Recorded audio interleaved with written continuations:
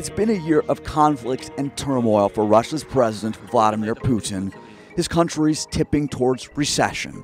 Plummeting oil prices, oil and gas make up more than half of all Russian exports, are crippling the economy.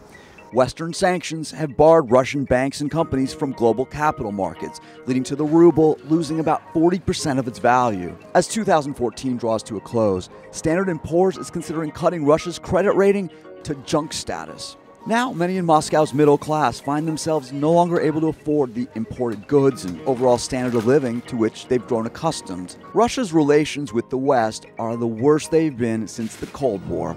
A year ago, German Chancellor Angela Merkel was one of Mr. Putin's reliable partners. Now she warns of the danger he poses. NATO countries are still seething over Mr. Putin's seizing, back in March, of the Crimean Peninsula from Ukraine. And few will soon forget these images.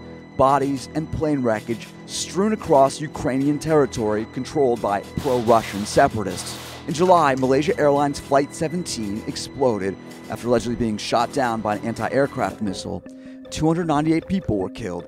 It took weeks for an international team to get access to the crash scene and properly recover the bodies. Ukraine and U.S. officials blame the attack on Russian-backed militants.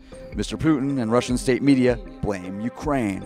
A final crash report isn't expected until next summer. Despite all this, there's one problem Mr. Putin doesn't have: his apparent popularity with the Russian people. Even with their confidence in the economy slipping, 80% of Russians still seem to support him.